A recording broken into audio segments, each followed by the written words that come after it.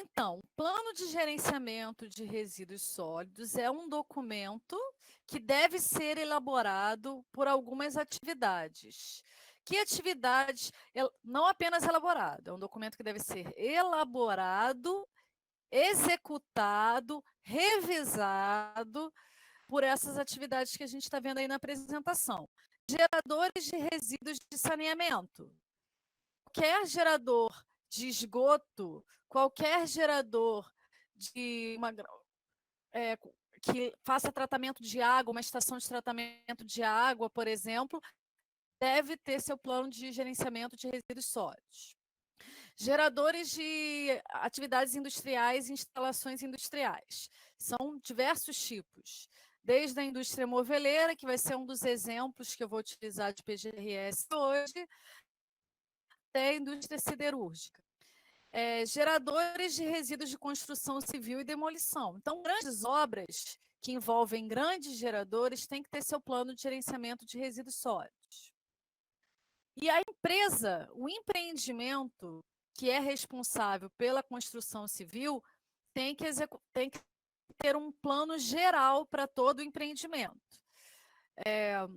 Tem aquela MRV construtora, por exemplo, ela tem que ter seu PGRS para suas atividades, que é o geral.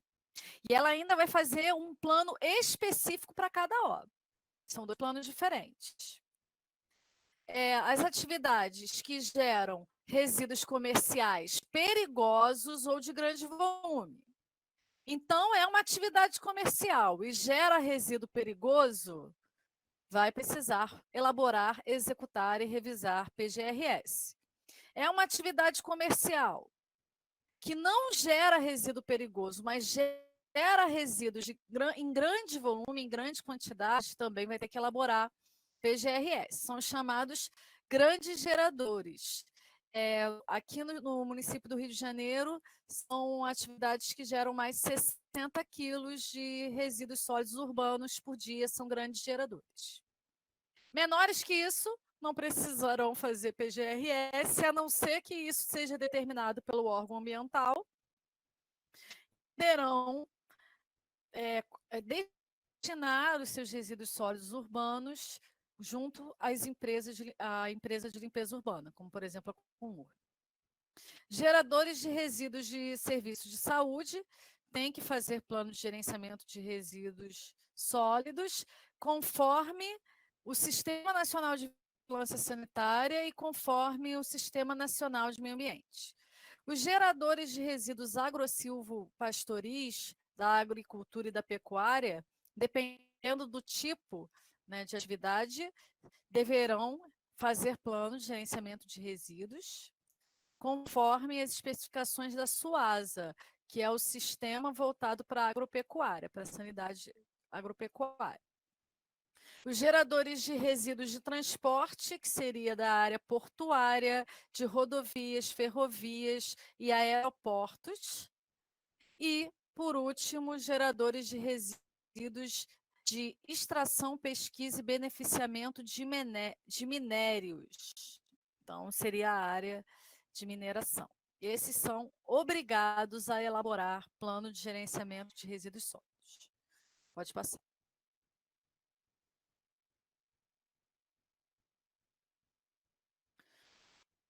Uma coisa muito importante que tem na lei é a vinculação do plano de gerenciamento de resíduos ao licenciamento ambiental da atividade. Então, o que é licenciamento, né? Licenciamento é um procedimento pelo qual o órgão ambiental competente, que pode ser o órgão ambiental municipal, Secretaria de Meio Ambiente, o órgão ambiental estadual, no caso do Rio de Janeiro, o INEA, ou o órgão ambiental federal, que é o IBAMA. É um procedimento no qual o órgão ambiental competente ele vai autorizar o projeto, a instalação, a operação, a ampliação de qualquer atividade que possa ser degradadora de recursos naturais ou que possa ser potencialmente ou efetivamente poluidora. Então, qualquer atividade que seja incluída dentro dessa definição tem que passar por esse procedimento administrativo para obter, ao final desse procedimento, o que é denominado de licença ambiental. Então, atualmente, essa autorização ambiental, que é a licença ambiental, ela está vinculada ao PGRS. Então, o órgão ambiental competente, ele vai verificar se aquela atividade precisa de PGRS e exigir nos relatórios de acompanhamento de licença. Porque as licenças ambientais, elas têm que ser acompanhadas pelo ambiental. Algumas licenças acompanhadas anualmente.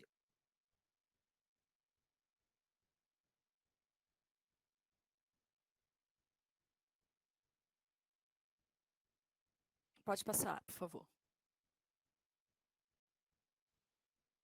Aqui no Rio de Janeiro, né, o INEA, ele promulgou a DZ 056R3, que obriga que determinadas atividades façam uma auditoria ambiental compulsória, ou seja, obrigatória, como forma de demonstrar se estão seguindo o que está determinado pela licença.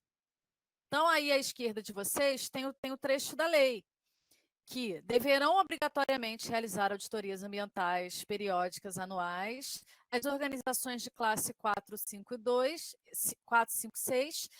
Essas classes eram determinadas pelo sistema de licenciamento que era válido pelo decreto 42.159 de 2009 e um outro decreto que foi lançado depois em 2015. Só que mudou o licenciamento do Estado do Rio de Janeiro, tá? Mudou e parte de muitas coisas desse decreto de 2015 não estão válidos.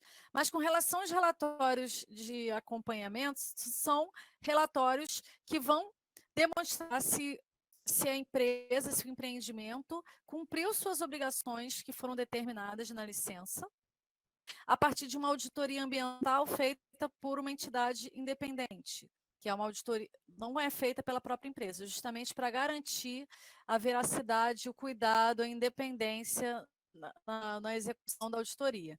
Então, diversas atividades têm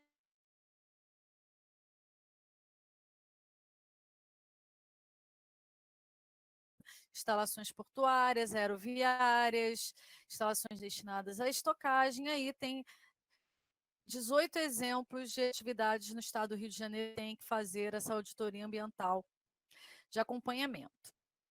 E do lado tem um exemplo de um relatório de auditoria ambiental de acompanhamento de uma empresa da área petroquímica que ela tinha uma não conformidade, que no seu plano de gerenciamento de resíduos sólidos não constava o gerenciamento de resíduos de terminal marítimo. Então, isso é só para exemplificar para vocês o quanto que o plano de gerenciamento de resíduos de uma atividade está vinculado à licença. Tanto que, se ele não tiver adequado, o órgão ambiental vai determinar que isso seja corrigido. Então, mais um motivo para os empreendimentos, as atividades se preocuparem com o PGRS. Afinal, ele tem essa obrigatoriedade e essa vinculação ao licenciamento ambiental. E funcionar, né, sem licença ambiental é crime. Pode passar.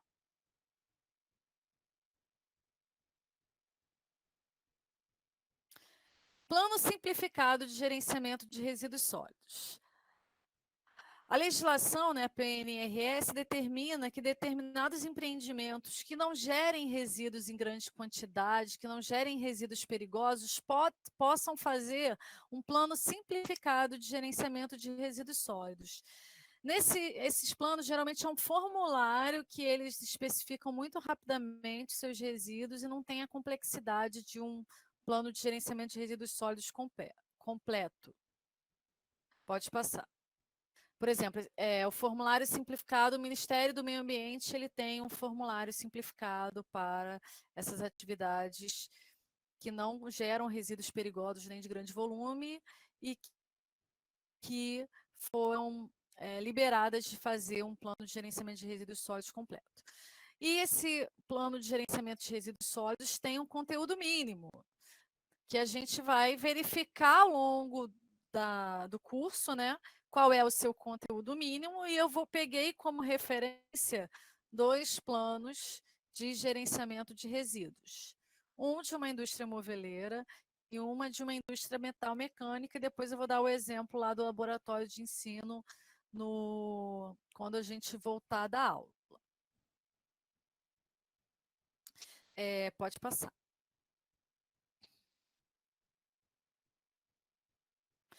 Primeira coisa que deve conter num plano de gerenciamento de resíduos sólidos são os dados de descrição da atividade. Tem que saber sua razão social, seu CNPJ, seu código no CNE, que é o Cadastro Nacional de Atividades e Empreendimentos. Por exemplo, a indústria siderúrgica, ela tem um código específico para isso.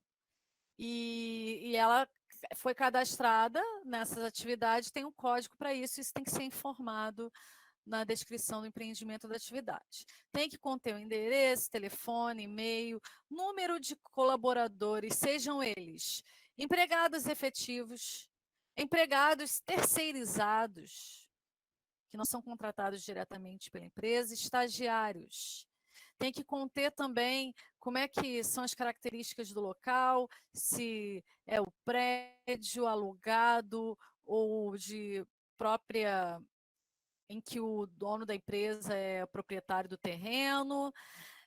Tem que conter também quantos turnos a empresa funciona, se ela funciona em 3 turnos, 24 horas, tem férias coletivas. Esses dados devem conter no plano de gerenciamento de resíduos sólidos. Pode passar.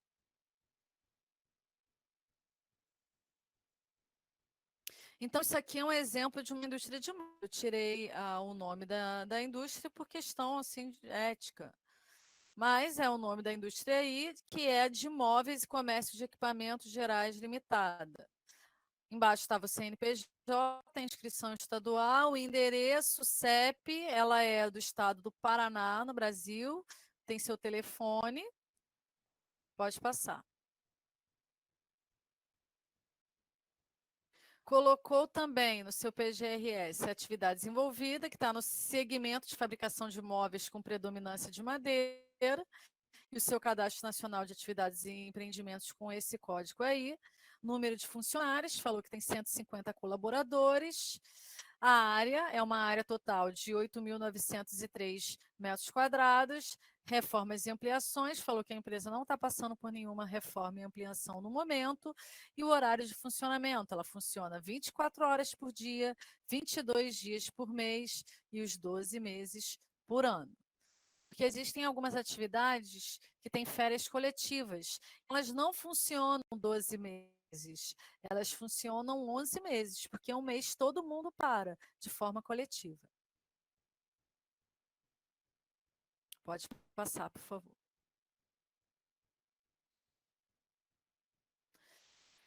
É importante que contenha também no plano de gerenciamento de resíduos sólidos o responsável técnico pela implantação e elaboração. Porque o que acontece? A legislação, a PNRS, ela é bem clara que quem elabora, quem implementa, quem executa e quem revisa esse plano deve ser um profissional que possa ter responsabilidade técnica para isso. Vou dar um exemplo. Uma área que é bem desvinculada de resíduos sólidos seria se a pessoa fosse professora de história. Né? Ela formada só em história, sem ter um curso técnico, sem ter uma graduação relativa, ela não teria responsabilidade técnica, nem para elaborar, nem para assinar a elaboração, nem para assinar a responsabilidade técnica por todo o gerenciamento, porque isso essa responsabilidade é colocada no plano. O órgão ambiental, ele vê o nome da pessoa que está vinculada ao plano como responsável por qualquer problema que tiver com o gerenciamento de resíduos sólidos da empresa.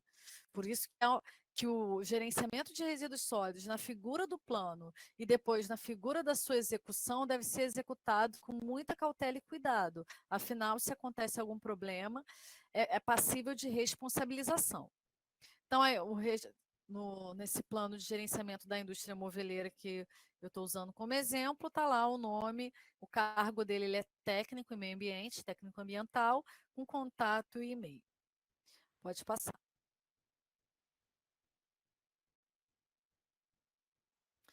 Após ter a descrição do empreendimento, com seus dados cadastrais, número de funcionários, turno, entre outras coisas, é necessário ser realizado um diagnóstico da situação de resíduos sólidos na empresa. Então, isso significa, primeiro, determinar todas as leis relativas a resíduos sólidos que a empresa tem que seguir. Depois, fazer um levantamento de todos os resíduos gerados na empresa. Uma vez que esse levantamento foi realizado, deve ser feita uma lista, uma listagem geral de resíduos, com todos esses resíduos nomeados, com nome, com um código. Esse código ele pode ser obtido em duas normas, ou na NBR 10.004/2004, que é a norma de classificação de resíduos, ou na resolução CONAMA 313/2002, que é uma resolução para inventário de resíduos industriais. Lá, por exemplo, resíduo alimentar ou papel é A001. Isso no mundo também, acaba que é um código universal, para que se qualquer pessoa olhar esse código vai entender que se trata de um determinado resíduo. Então tem que ter a listagem dos resíduos com o nome, o código conforme NBR 2004 ou essa resolução CONAMA 313/2002. Tem que haver também a classificação desse resíduo, também conforme a NBR 10.004/2004, mas existem outras formas de classificar. Por exemplo, no caso de resíduos de serviços de saúde, existe uma norma, um regulamento da Anvisa, que é a RDC 222 de 2018. Ela classifica os resíduos gerados em hospitais, clínicas, farmácias, ambulâncias, estúdios de tatuagem, entre outras coisas, em 5 tipos: A, B, C, D e E. A NBR 10.004/2004 é uma norma geral, então é possível usar só essa norma se quiser, é mais prático. Mas se você quiser dividir por grupo, você pode usar para resíduo de serviço de saúde, do A, B, C, D e E, e, por exemplo, para construção civil, são 4 tipos: A, B, C e D. Então, existem formas de classificação conforme essas normas, mas a mais adequada, aquela que serve para tudo, que é a padronizada, é a NBR 10.004, que classifica os resíduos em duas classes. A classe 1, que é o resíduo perigoso, ou seja, ele contém uma das 5 características de periculosidade. Ou ele é inflamável, ou ele é reativo, ou ele é tóxico, ou ele é patogênico, ou ele é corrosivo. Se o resíduo é de classe 2, significa que ele não tem uma dessas 5 características de periculosidade. E se o resíduo é classe 2, ele ainda pode ser classificado em 2 subcategorias, que é a classe 2A e a classe 2B. A classe 2A são aqueles resíduos que não são perigosos, mas também não são inertes, porque eles podem ser biodegradáveis, combustíveis ou se solubilizar em água. Vou dar um exemplo para vocês. Madeira. Papel não é uma coisa perigosa, papel, mas o papel pode queimar. Então, ele também não é inerte. Se tiver num local que tem uma fagulha, algum tipo de ignição e começar a pegar fogo, ele vai queimar e esse fogo vai aumentar pela presença dele. Assim como matéria orgânica, dependendo da matéria orgânica, se é alimento, se eu lançar isso num corpo hídrico, isso vai prejudicar o corpo hídrico, porque as bactérias vão começar a biodegradar aquele alimento e vão acabar com o oxigênio que é necessário para outros organismos do ecossistema. Então, por isso que a classe 2A, ela não é perigosa, mas também ela não é considerada inerte. E a classe 2B seria aquela classe que seria considerada inerte, porque ela não é perigosa, não é combustível, não é biodegradável e também não se solubiliza em água. Seriam a maioria dos resíduos de construção civil.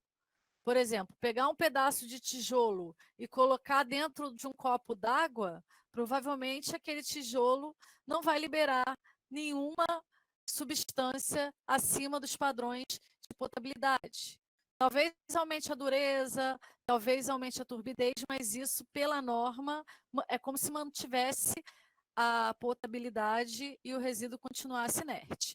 Então, tem que ter a listagem com os resíduos, o seu código e a sua classificação e a sua quantificação. Ele tem que ter uma forma de quantificar o quanto que ele é gerado ao longo de um ano, na capacidade total da atividade. E tem que ter também os meios de quantificação. Pode passar, por favor. Então, é um exemplo, ó, para cada resíduo, isso aí é no formulário do Ministério do Meio Ambiente, que fala de PGRS. Para cada resíduo, pode-se elaborar uma ficha técnica com as seguintes informações. Então, o nome do resíduo, composição principal, frequência, quantidade, classificação. Pode passar.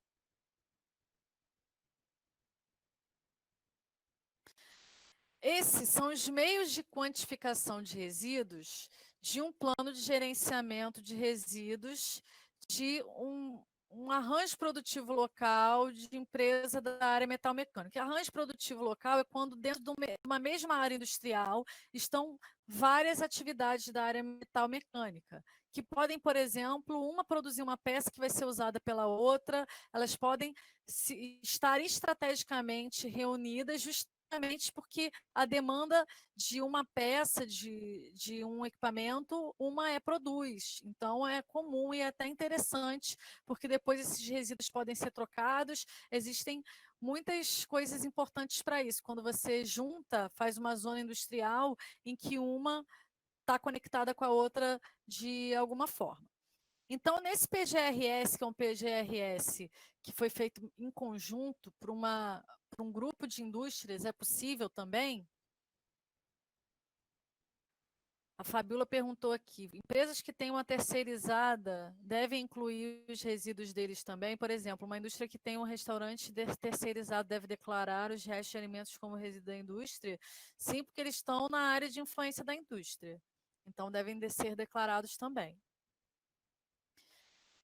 Por mais que sejam gerados por uma outra atividade, como estão na área da indústria, como são gerados por causa da alimentação das pessoas da indústria, devem ser incluídos. Então, aqui são os meios de quantificação, né? Então, está no texto do PGRS, né? Que foi realizado com instrumentos de medição devidamente calibrados, adequados ao volume, ao tipo de resíduo gerado. Então, eles usaram uma balança de piso para quantificação de resíduos, uma balança suspensa e uma balança plataforma bancada para a quantificação desses resíduos. Então, foram os 3 instrumentos, porque é muito comum que os resíduos sólidos sejam colocados em quê? Em quilo, em tonelada. Então, a balança realmente é um instrumento mais utilizado para quantificar os resíduos. Os resíduos sólidos, pode passar. E aí vem a listagem geral dos resíduos gerados. Nessa listagem aí, a listagem da indústria moveleira, do PGRS de indústria moveleira que eu falei. Então, ó, o primeiro resíduo aí, ó, papel, é o nome do resíduo, o código dele é A006. Então, A006, praticamente no mundo todo, é papel. Ele é classe 2A, ou seja, ele não é perigoso, mas também não é inerte, porque pode ser combustível. Qual é a quantidade que foi gerada, que pode ser gerada anualmente? Né? Tem que fazer uma estimativa da seguinte situação.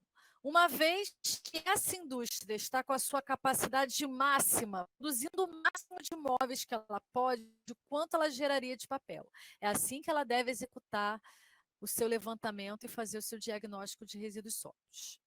Então, ela colocou que são geradas 972 metros cúbicos de papel na produção, que é o setor. Nesse caso, ela colocou em metros cúbicos, mas é muito comum que seja em quilos. Por exemplo, estopas contaminadas. Para quem não sabe o que é estopa, estopa é como se fosse um paninho que serve para limpar resíduo oleoso de máquina. E isso, as máquinas usadas na indústria, elas precisam ser lubrificadas com óleo. Muitas vezes esse óleo, ele tá, você coloca um pouco mais de óleo do que o necessário, ele está meio sujando, escorrendo da máquina e você tem que limpar com uma estopa. E depois que essa estopa é usada, que ela limpa, por exemplo, um óleo lubrificante, ela se torna um resíduo perigoso. Então, uma estopa contaminada, por isso que é um resíduo de classe 1, porque ela foi usada para limpar óleo lubrificante, para remover excessos de óleo lubrificante, que é um tipo de material que, como eu falei para vocês na terça-feira, é tóxico, inflamável e corrosivo. E são geradas, né, 2.400 quilos de estopa contaminada. Olha o tamanho da fábrica, só de estopa. Estopa é um negócio leve, imagina o tamanho da fábrica e a quantidade que é usada em um ano para limpar o excesso de óleo. Pode passar.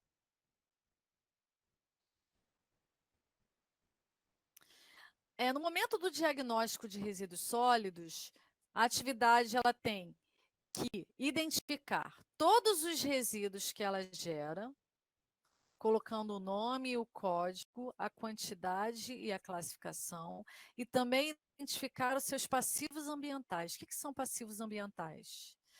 Passivos ambientais são qualquer resíduo, qualquer atividade da empresa que gere, que tenha como demanda uma obrigação legal de controle. Então, uma vez que uma empresa ela gera uma emissão gasosa, ela gera passivos ambientais. E ela tem obrigação legal de tratar esses passivos ambientais dentro dos padrões determinados pela lei. Só que, infelizmente, nem todas as empresas elas fazem a gestão dos seus passivos ambientais de forma adequada, obedecendo à lei. Muitas vezes, elas acabam contaminando áreas. E ao contaminar áreas, gera passivos ambientais que não foram tratados e que precisam ser reparados, recuperados. E às vezes tem muita indústria que tem no pátio algum armazenado algum resíduo que, por exemplo, teve corrosão no recipiente de armazenamento e ele acabou contaminando o solo, entre outras coisas. Então, isso são passivos ambientais.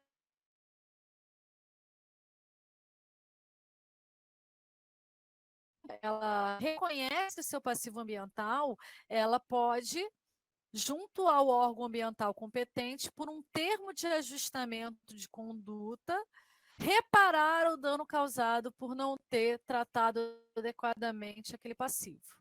Então, o órgão ambiental ele vai aprovar a forma de reparação, tá? Porque não é assim.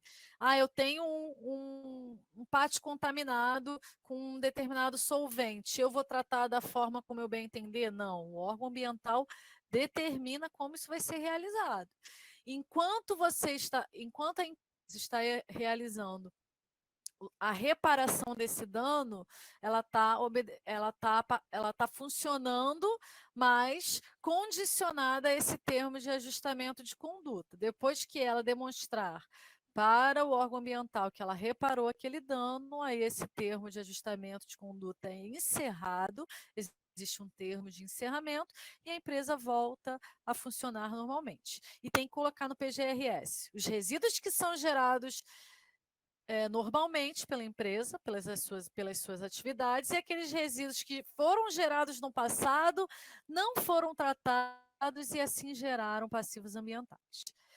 No PGRS desse arranjo produtivo local da área metal mecânica, eles colocaram um passivo ambiental no PGRS, que está escrito assim: no entanto, foram identificados determinados resíduos sem destinação final contratada. Ou seja, se existe um resíduo que está armazenado na empresa, mas ele está armazenado sem ser porque tem que obter uma determinada quantidade para ir para uma determinada destinação pré-determinada, isso é passivo ambiental. Todo resíduo que é armazenado, ele tem que ser armazenado dentro de um protocolo para depois ser destinado. Se não se sabe quando vai destinar e como vai destinar, isso é passivo ambiental. Então, é isso que esse conjunto de indústrias colocou, que existe pó metálico, equipamento de proteção individual usado, vidro de máscara de solda, cinta plástica e outros materiais, né, que já são resíduos sólidos e que não têm destinação final definida. Isso já era para ser definido. Então, no plano de gerenciamento de resíduos depois, tem que ser definidos isso. E foi o que ela fez, ela depois colocou esse pó metálico, vidro de máscara, cinta plástica, código e determinou a destinação. Pode passar, por favor.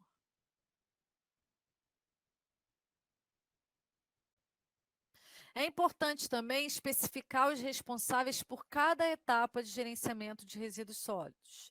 Então, quem elabora, quem vai implantar e quem vai controlar o gerenciamento de resíduos. Às vezes é mais de uma pessoa, mas na maioria dos estabelecimentos, das atividades, é o responsável da área ambiental, que pode ser o gerente da área ambiental, o diretor da área ambiental. No caso desse PGRS, do conjunto de indústrias do ramo metal mecânico, ele coloca como responsáveis a direção, provavelmente ela tem ISO 14001, quando ela coloca a autodireção como responsável pelas questões ambientais, geralmente é porque ela tem um sistema de gestão ambiental certificado pela ISO 14001. Então, ela coloca que a direção é a primeira que vai assegurar que os resíduos sejam manuseados de forma a garantir a segurança do pessoal envolvido e do meio ambiente. Depois coloca que tem o responsável técnico pela elaboração do PGRS, que tem como função elaborar o PGRS e orientar a implementação. Só isso.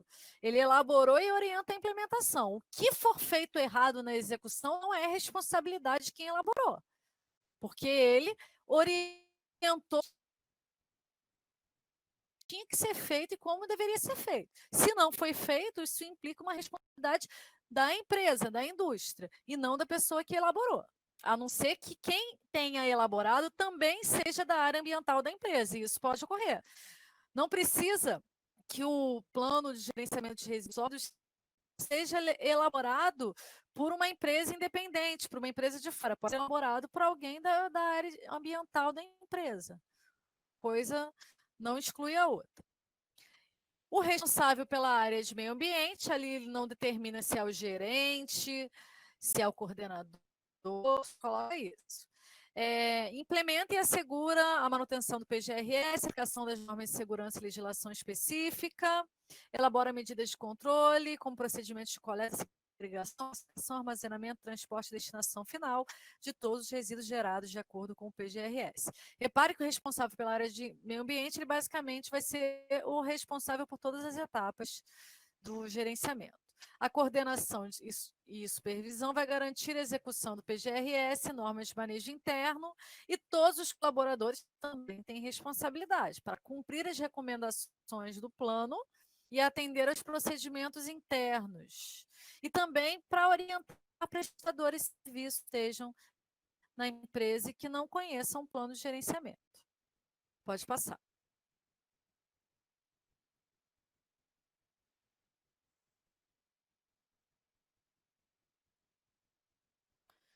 Giovanni, pode passar se você estiver me ouvindo. Estou ouvindo, professora. Acho que travou aqui. E olha que essa aulinha tem 4 megas só. De ontem, acho que tinha 66, tinha mais imagem, porque o que acontece, como eu peguei esses dois planos e fiz um copia e cola para vocês verem o que está no plano, isso ficou menos imagem do que ontem. Aí está 4 megas esse, só. né? É esse mesmo. Volta, por favor, para ver. Isso. Pode passar. Obrigada. Depois que teve a descrição do empreendimento, depois que foi feito um diagnóstico dos resíduos sólidos da empresa, depois que foi especificado os responsáveis, deve ser especificados procedimentos operacionais relativos a todas as etapas de gerenciamento de resíduos sólidos. O que é isso? Uma vez que o resíduo é gerado, ele deve ser segregado, então tem que ter a descrição da segregação. Uma vez que o resíduo é segregado, ele vai ser separado e vai ser acondicionado numa lixeira específica. Papel vai ser acondicionado numa lixeira para papel ou para uma lixeira de resíduo reciclável em geral. Então, isso é o acondicionamento. Tem que, por exemplo, conter qual vai ser a cor da lixeira, qual vai ser a cor do saco que vai ser utilizado, qual vai ser o tempo em que aqueles sacos vão ser recolhidos e vão passar para serem armazenados e depois destinados. Tudo isso deve conter. Então, uma vez que o resíduo é gerado, ele é segregado conforme suas características físicas, químicas e biológicas, acondicionado conforme suas características físicas, químicas e biológicas e armazenado. Esse armazenamento pode ser interno, dentro da área da atividade, no prédio, e externo, na área do pátio. Por que que fica armazenado internamente? Porque às vezes é tão grande o espaço daquela indústria, daquela empresa, que se todo o resíduo que for armazenado tiver que ser levado para o pátio externo, vai demorar muito tempo. Então, tem como bases temporárias na área interna e depois passa para o armazenamento externo no pátio. Então, tem que conter tudo isso no plano. Transporte. O transporte desse resíduo sólido, ele ocorre dentro da área da atividade da indústria, que é o transporte interno, e o transporte externo, que é quando ele vai para a destinação final. Esse transporte interno, ele deve ser feito com muito cuidado, com EPIs, o ideal é que seja levado em container com roda, para que não seja carregado um saco com resíduo na mão. Isso não é legal, tem que ter sempre um carrinho, tem que sempre tapado, os colaboradores que fizerem esse trabalho de transporte tem que estar com EPIs, tudo isso tem que estar bem especificado no plano. É como uma ata de reunião, uma ata de assembleia, tudo bem explicadinho, tudo bem especificado. Após o transporte externo, ele vai ser encaminhado para uma destinação. Essa destinação pode ser reciclagem, pode ser uma reutilização, pode ser uma recuperação energética, pode ser um tratamento, e se a destinação não for suficiente para o seu reaproveitamento, provavelmente ele vai depois os resíduos serem encaminhados para a disposição final ambientalmente adequada. Pode passar.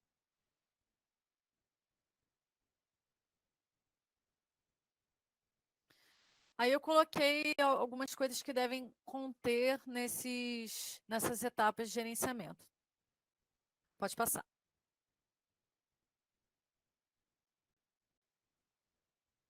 Aí eu peguei o PGRS da indústria moveleira e a parte que estava de procedimentos operacionais e as etapas coloquei para vocês verem.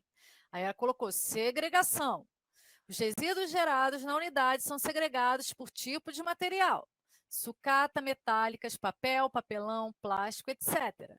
No momento da geração, dentro do processo, a empresa possui lixeiras de coleta seletiva localizadas na parte interna da empresa. Então, do lado tem aí as lixeiras separadas por tipo.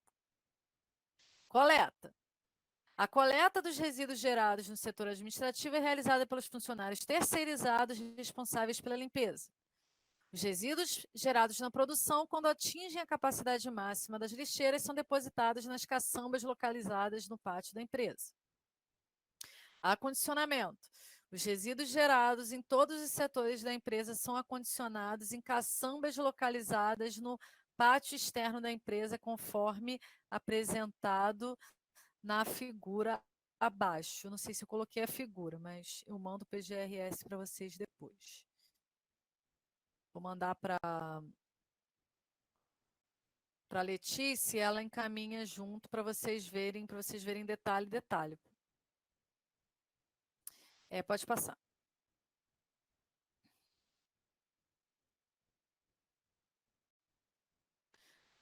Aí Na indústria moveleira, ela coloca assim, que todos os resíduos gerados ficam armazenados na área externa, pertencente à indústria, aguardando destinação adequada.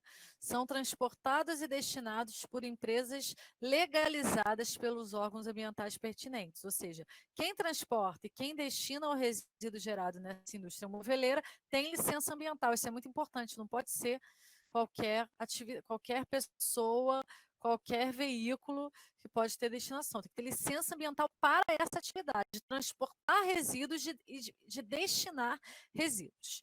Então, tem 2 exemplos aí de resíduos que ela coloca. Lixa, né? Como é área moveleira, né, muita lixa é utilizada, né? Então, o código do resíduo é S01, ele é armazenado em tambor, sobre piso impermeável em área coberta. É na área da indústria que ele é armazenado? Sim. Quantidade por mês: 900 unidades são geradas por de lixa por mês nessa empresa. Estado físico, sólido. Aí tem até tem a latitude e a longitude, gente, porque essa indústria aproveitou os dados que ela lança anualmente no Inventário Nacional de Resíduos Industriais. Então, ela pode aproveitar isso para fazer seu PGRS, até uma forma mais rápida dela fazer isso. E nesse inventário, que muitas atividades industriais elas têm que fazer anualmente e entregar para o órgão ambiental estadual ou federal, elas têm que colocar até a latitude e a longitude de onde o resíduo está sendo gerado e vai ser armazenado, justamente para que a rastreabilidade seja garantida. Destino, né? O tipo de destinação também tem um código. No caso é B04, vai para um aterro industrial. Quem que vai... onde é esse aterro industrial? É da Essência Soluções Ambientais, tem o endereço, a licença ambiental da empresa e outros detalhes. O outro resíduo gerado nessa indústria moveleira é a borra de cola, com um código S01, provavelmente é da indústria moveleira. Tipo de armazenamento: tambor, piso impermeável, área coberta, gerado na área da indústria, 4.000 quilos, estado sólido. E o que acontece com essa borra de cola? Aí, gente, ele não vai para aterro, ou seja, não vai para disposição final. Ele tem uma outra destinação, ele vai para coprocessamento em forno de cimento, né? A cola é plástica e a sua queima tem alto poder calorífico. Então, reparem que a destinação não é necessariamente o aterro, pode ser a reciclagem, pode ser o coprocessamento, ser um tratamento para depois a disposição final, vai depender do tipo de resíduo. Quando vocês acessarem esse material, deem uma olhada no plano que vocês vão ver várias possibilidades de destinação desses resíduos gerados nessa indústria. Pode passar, por favor.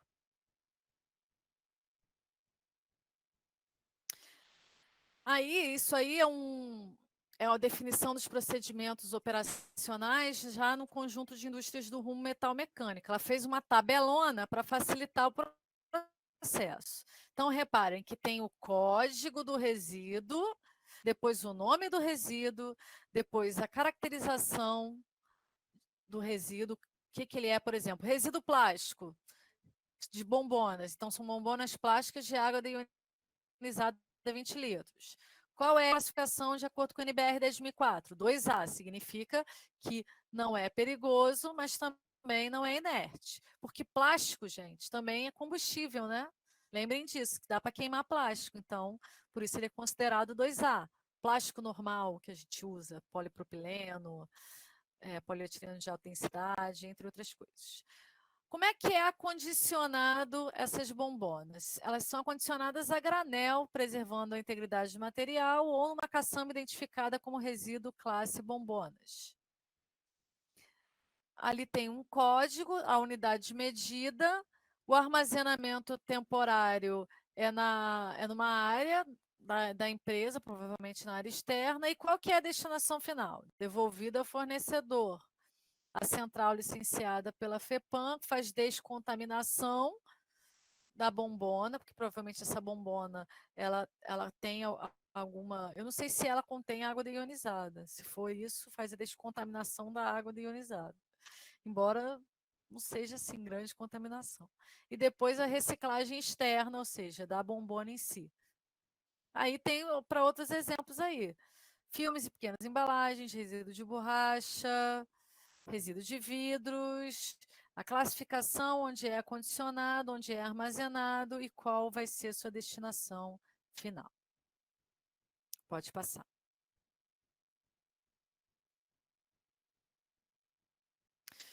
Depois que é colocado cada uma das etapas, segregação, acondicionamento, armazenamento, transporte, destinação, que pode ser conter disposição final na destinação, tem que ter uma identificação de possíveis soluções consorciadas ou compartilhadas.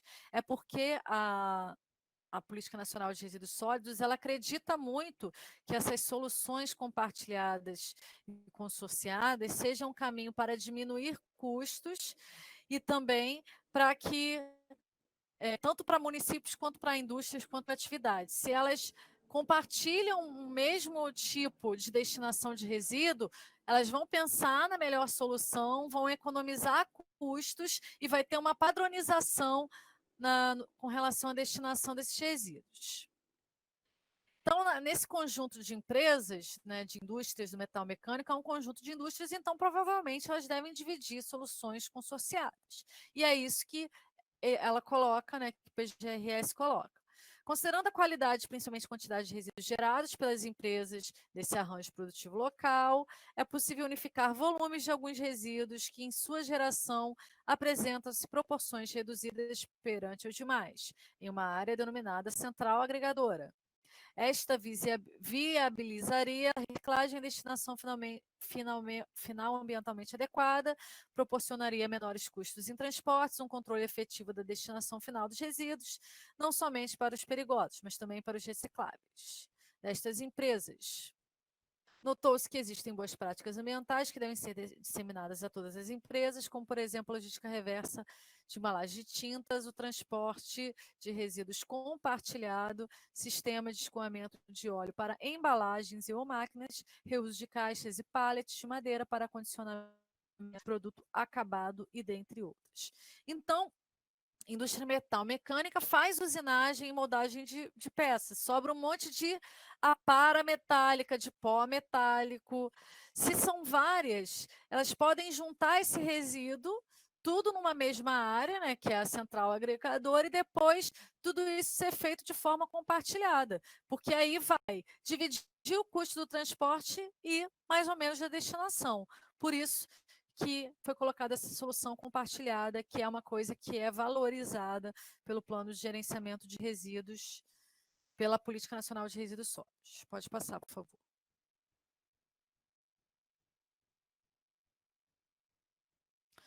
Ações preventivas e corretivas a serem executadas em situações de gerenciamento incorreto ou acidentes. Uma coisa que é muito importante que toda atividade industrial ou que seja grande gerador deve fazer é ter um plano de prevenção e um plano de resposta a acidentes. Primeira coisa que tem que saber é quais são os impactos ambientais daquela atividade.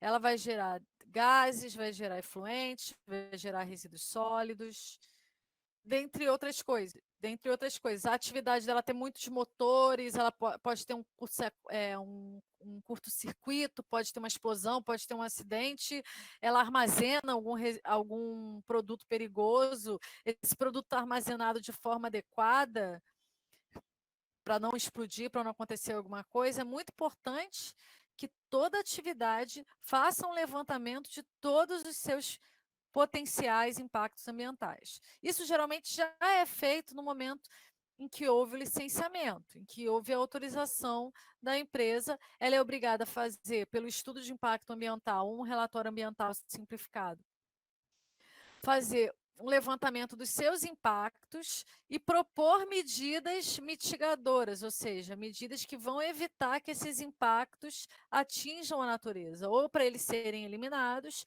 ou para eles serem reduzidos ao máximo, dentro dos padrões ambientais determinados. E tem também um plano de monitoramento para ver se está tudo funcionando. Então, o licenciamento já tem isso, mas é necessário, além disso, fazer um plano específico para pensar em todos os possíveis acidentes da empresa. Porque aí ela vai poder se prevenir, então ela vai tomar ações preventivas para ela conseguir prevenir esse impacto e também vai poder tomar ações corretivas de forma rápida no momento que um acidente ocorrer. É muito importante que, além de prevenir o acidente, planejar quais são as ações para prevenir um acidente, que haja também treinamento dos funcionários. Porque acidente não é uma coisa que vai ocorrer todo dia. Às vezes basta um na história da empresa que já é uma catástrofe, não é para acontecer. Como, por exemplo, o caso de Brumadinho e Mariana, né? Então, é necessário, como o funcionário ele está acostumado muito com a rotina operacional, ele não pensa na operação em caso de emergência, ele não pensa nessas possibilidades. Então, tem que ter treinamento direto, reunir todos os funcionários e explicar quais são as ações preventivas que ele tem que tomar e por quê. Por que ele tem que usar EPI? Por que ele tem que ter cuidado para manusear determinados equipamentos e produtos químicos? Tudo isso deve ser um treinamento contínuo, porque a gente esquece as coisas. Então, essas atividades que têm impactos ambientais, elas devem fazer sempre essa capacitação contínua para relembrar o manuseio seguro, o uso de EPIs, entre outras coisas. Aí, gente, é muito importante que não apenas isso seja relembrado, mas também seja simulado, testado. É muito comum que em indústrias, que em determinadas atividades, exista uma brigada de incêndio. Não sei se vocês já ouviram falar. A brigada de incêndio são pessoas que trabalham na empresa, colaboradores, que vão ser treinados para caso ocorra um incêndio na empresa. E a brigada de incêndio, os brigadistas, além de saberem fazer todas as ações necessárias para conter o incêndio, elas também precisam treinar para que todos os colaboradores saibam como agir. Então, existem simulações. Não sei se vocês já ouviram falar nisso, já participaram de alguma simulação. Você está lá trabalhando na empresa, na indústria, no laboratório, do nada toca a sirene. E você pode imaginar que aquilo é uma simulação, que aquilo é falso.